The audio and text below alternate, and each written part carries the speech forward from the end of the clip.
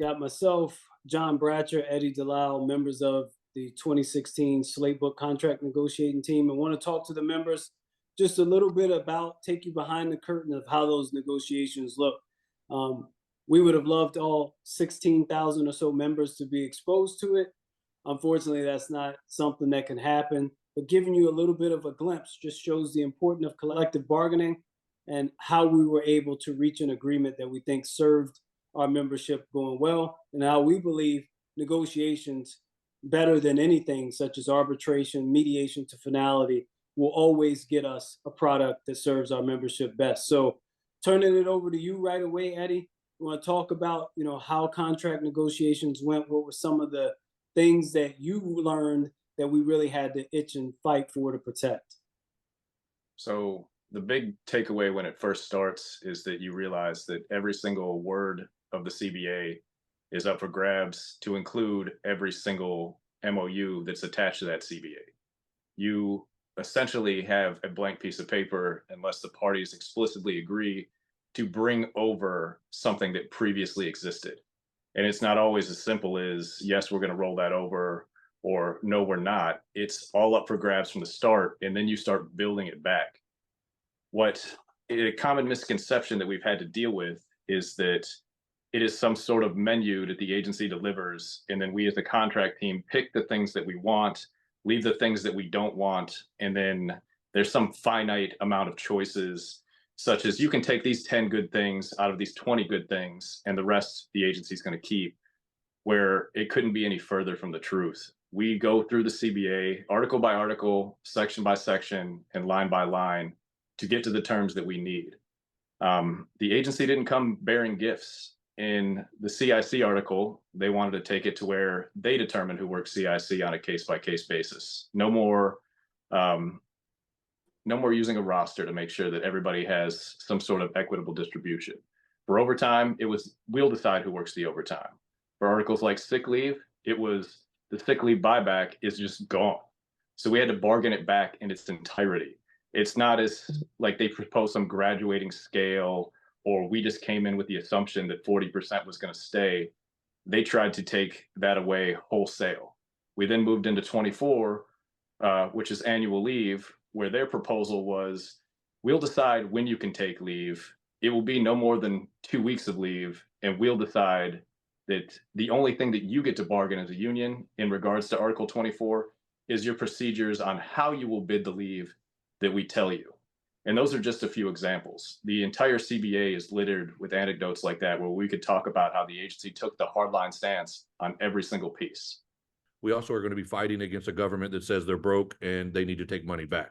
So that is what negotiations truly is. It's not just let's take whatever they'll give us or settle for the bare minimum. It is to try to maximize whatever we negotiate, but understanding under the constraints of what we're living with.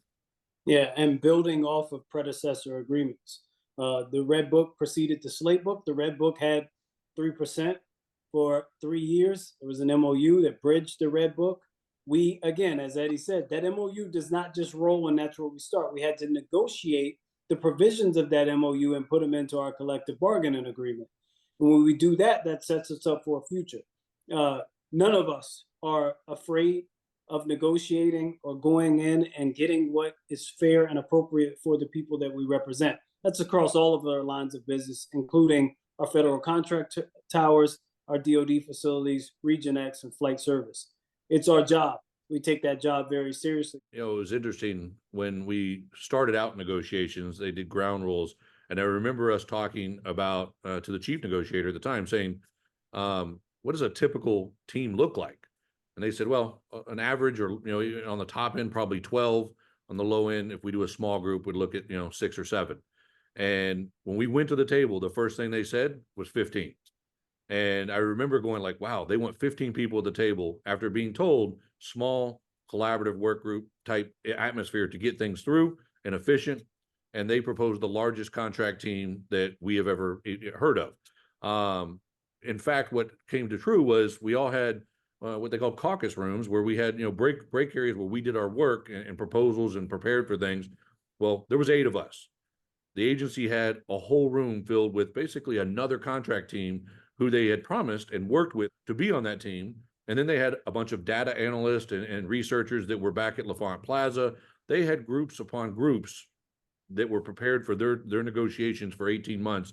And that we, on the other hand, had eight of the most, highly skilled when it comes to, we're the workforce. We knew what we needed in our workforce, but it was a learning curve for us because, it's something that we enjoy, something that we pride ourselves as labor advocates, but we had jobs. And I think for them, they were, having, 30, 40, 50 people, unlimited resources to try to take things back. Eddie, could you talk to our membership about the role that FAA Finance played in our contract negotiations?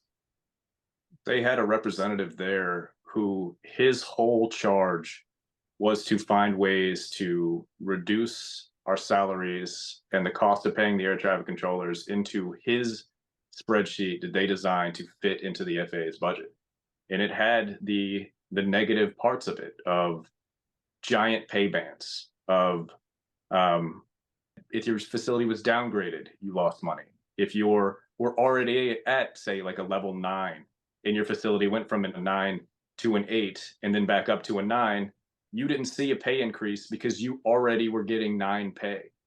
There's little bits like that the whole way down. And that was his whole charge, was to make sure that he reined in Article 108.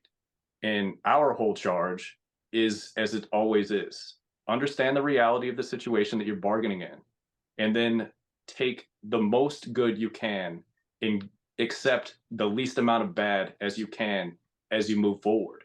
No amount of rah, rah, rah. We're going to get that. We'll go straight to arbitration. We'll post random nonsense on the internet. We'll do a thing in that moment. When you're across the table and you're working on language that directly affects every single person that you know, every single person in the air traffic side of our union, when you're talking about affecting all their pay, it is a big deal. It is high stakes. It is not something for amateurs. It's not something to say, I will just go get X, because you have no idea what the agency is going to try to do in that moment. We can kind of guess and we can surmise that based off their budgetary conditions, that they're going to try to hit us with cost-saving measures for them. But as union representatives, it is our charge to engage in that fight and ensure that we keep progressing in pay and delivering the fair wages that we deserve. So close out with this, stating very clearly, negotiations have always been the best path forward for our union. We have the Green Book. We know we had a non-contract. We had the Red Book that had some of our most important articles decided by mediation to finality panel. And we had a fully negotiated slate book, which improved on all of those things. The next contract has no choice but to improve on that, because that's our charge and we always meet our charge. So I want to thank you guys for taking the time. I hope our membership is more informed after. Clearly, we couldn't tell you about everything. The thing we'll leave with is that negotiations are serious. The people that we represent are serious. You need serious-minded people to take it on and people to understand the gravity of the situation. And we hope you elect myself and Nick Daniels so we can put the appropriate team together to ensure that our rights are not only kept, but built on. So thanks for your time.